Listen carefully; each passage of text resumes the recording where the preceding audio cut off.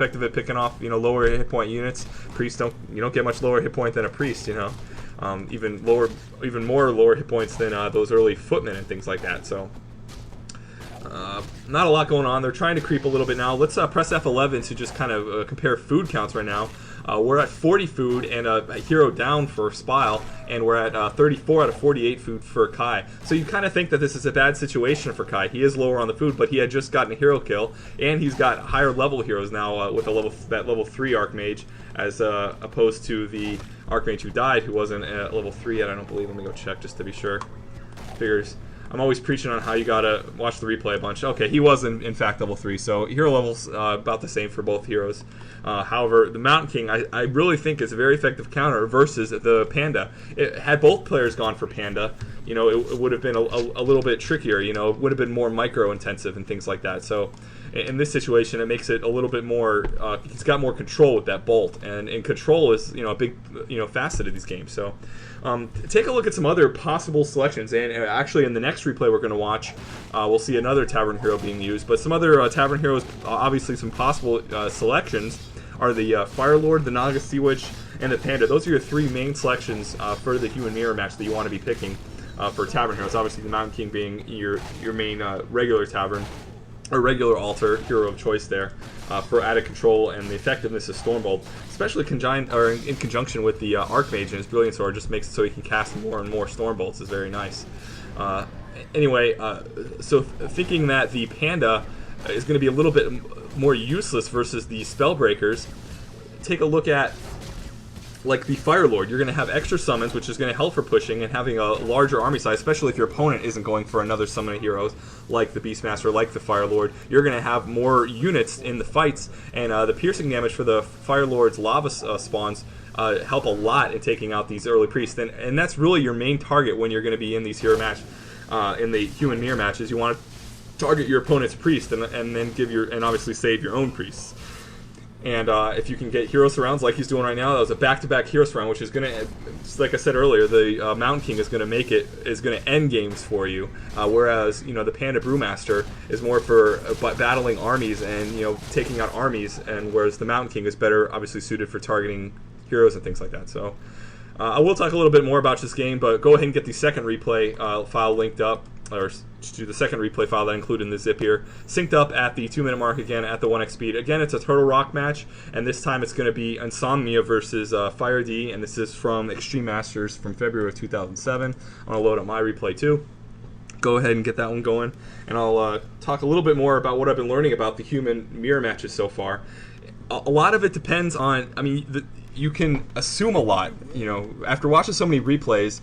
You can kind of gauge what level you're at and kind of what the knowledge that your opponent's going to have at, and you can do a lot of assuming and figure out creeping patterns so you can know where to creep jack them or know what you can successfully get away with. In that last game, in Kai opting for that early creep camp, and it's very non-standard, very risky move in my opinion, but he did it so well, was able to successfully get level 2 off of one creep camp, get a better item, whereas his opponent got level 2 as well, but off a 2 or lower level creep camp. So I definitely think that creeping that Goblin Merchant camp, if you can do it successfully and not take a lot of damage on your units, if you can take that risk, go for it. You can kind of assume that your opponent's going to be creeping during that time too, so you have a little bit of flex time in the beginning of this match, or the beginning of the match, to kind of do something a little bit crazy. Later on in the match, when you're afraid of your opponent's going to be hitting you and things like that, it might be a little bit more risky to do things like that. So, all right, getting it unpaused here in 5 seconds. 5, 4, 3, 2, 1, unpause. All right, we're unpaused again. Whew! Starting the second replay here. I hope you guys are enjoying this.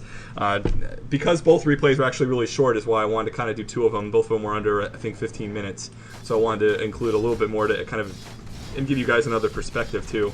Again, keeping with the theme, we are on Turtle Rock again, and we're cross-spawn, so we should be seeing very similar creeping patterns. You notice here, this is the cookie cutter. So far, we've had 3 of the 4 players that have been featured in these replays, creeping the turtle camp outside the map, and then going directly to the ogre warrior and troll camp. So, use that as a guide here. You can assume that 75% of the human players you're going to be playing against are probably going to do this. So use that. I mean, you can scout it out to make 100% sure if you have to use a militia or scout farm early or something like that. But I mean, that's a reasonable assumption right now. So both players now are kind of thinking in their head, okay, I'm creeping this right now. My opponent could probably be doing the same thing and probably is doing the same thing. So, you know, they have this freedom, and they're kind of thinking in their opponent's shoes at the moment, you know.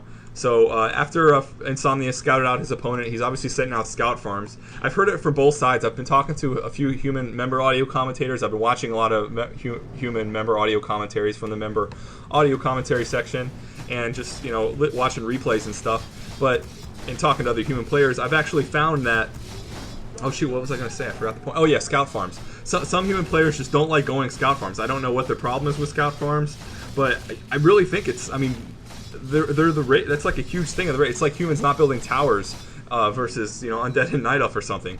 You know, it's something that your race has, and something over other races, and it's a big thing. I mean, your opponent, you can see your opponent coming. You can delay your opponent from coming to your base if he decides to kill that farm, and they're not that expensive. So if you lose them, it's not that big of a deal. So again, both players opting for very, very similar strategies. The one big difference so far is their base layout. You'll see that Insomnia has opted for a very, very open base design right now, whereas Fear D has opted for a very closed base design. Now this is going to make harassing Fear D's base very, very difficult, whereas harassing Insomnia's wood peasants would be relatively easy for Fire D to do. So he's on his way towards his base. They obviously got intercepted, and this is a little bit of a skirmish going on at the tavern here. Again, you take a look at what they're targeting. They're targeting weak footmen, and if there's a water elemental that's low, they'll target that. You know, rarely will they actually target each other's heroes, unless that's really the only target for them to attack. But generally, you want to pick off individual footmen, and it's really interesting to see their micro decisions. For footmen nearly dead, they're really cutting it close by risking that footman's death and losing, obviously, that footman, giving your opponent that experience. So they bring them back here. So Fire D trying to stick around more for scouting purposes than anything else. Obviously, not going to be killing off Insomnia's base or Insomnia's army here, creeping off the Goblin Merchant again. Or Goblin Merchant here with just his Archmage. He's just kind of keeping tabs on him. And now, you know, seeing that he's not going to be able to really stop that creeping with just his limited, with just his Archmage, Water Elemental, and a few footmen, he is seeing that Insomnia has this very open base design. So the first target he's going to go for is this Arcane Tower and Scout Tower that's being under construction. He can easily kill it before it's actually a tower. So now, knowing that Insomnia is kind of in the middle of his tech, this is a really good time for him to hit. Insomnia will have to, this is going to delay the tier 2 production of buildings. If he can kill off some peasants, he's going to have to recreate those. You know, so it's going to delay some of his economic gain. This is a really good time to hit. Obviously, it would have been a better time to target mid-tech. However, if you can't get right at the mid-tech, targeting right at the end is nice, you know, to, again, delay those tier 2 production or buildings from being constructed. And in mirror matches especially, it's important to just get whatever little advantage you can. So Heal Pot was purchased at the Arcane Vault. You can obviously see that Insomnia's Archmage was really, really in the red, and he had to pick that off, or he would have died just from the Archmage and Water Elemental summoning him. But, you know, Fear D has lost pretty much all his footmen here. I think he's got maybe 1 or 2 footmen left, maybe. No, he lost all his footmen in that situation. However, because Insomnia's base is so open, he's easily going to be able to walk out of this. So the big thing to notice here now, too, is the secondary hero selection for Insomnia has opted for the Fire Lord rather than the Mountain Gaeon, who we saw last game, and the Panda was selected for Fear D. So we are going to see really good use of the Panda in this game. I'll spoil it for you right now. Fire D is going to come out victorious in this match, and probably for some very important reasons. Again, that hit just now, delaying his opponent while he can, you know, get his tier 2 buildings up unhindered, not having any problem with his economic advantage due to his tight base design. This is